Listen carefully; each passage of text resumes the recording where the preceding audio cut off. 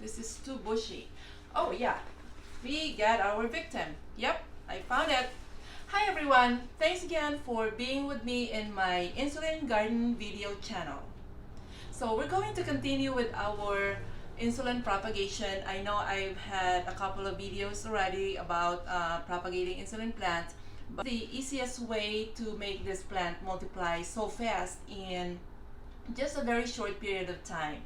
And so, you can grow it indoor, you can grow it in your own home, and if you really need those leaves for your consumption, you just have them right there. And we're going to trim this since it's getting so thick, and also this way we can give room for new plants to grow. And I actually found a new sprout, and I guess you can see it from here.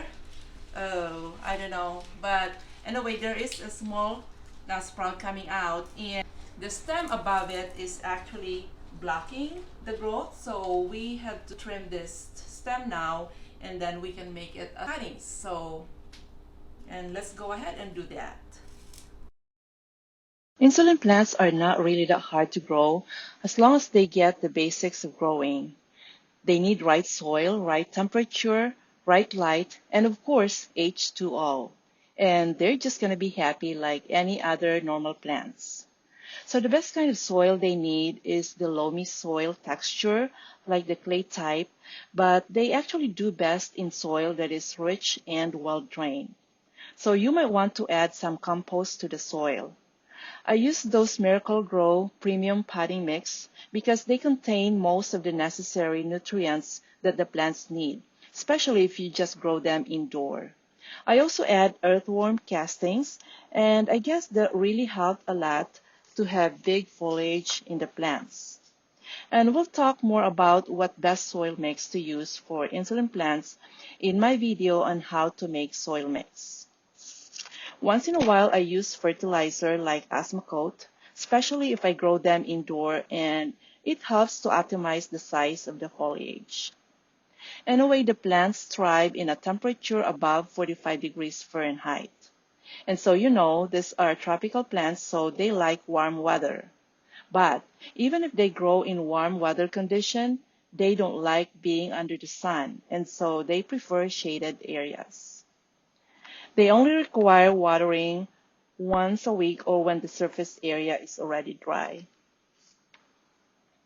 So let's take a look at that sprout that's starting to grow now that the huge stem that's blocking it is gone. And look at that.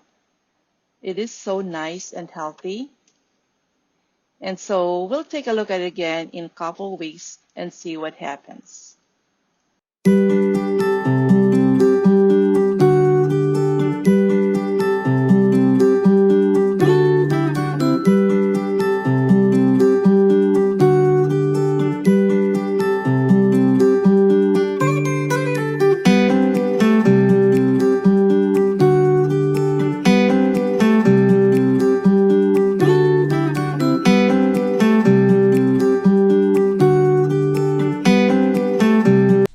And that's what we did a couple weeks ago. Trimmed the older plants, so the sprout that's starting to grow, it will just keep growing because the older plant was already blocking the smaller plant or the sprout. So, but anyway, I'm going to show you how big that sprout is now. 2 weeks ago it was just like a couple of inches long, and now you will be surprised how big it is. It's like a foot long already. So, and that's how fast this plant would really grow. And I compare it to to the grass or to the weeds during like late spring or early summertime when the weather is nice and the soil is in perfect condition.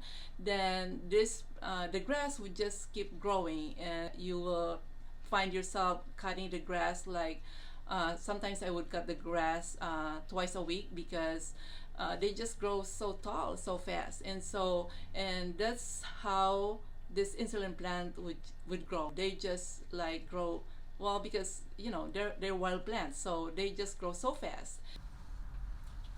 So let's take a look at that small plant, or the sprout that we saw, the small sprout that we saw a couple weeks ago, and see how big it is.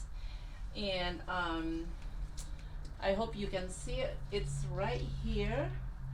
And I have a measuring tape here if I have to measure that, and that's about 13 inches. So a foot and an inch.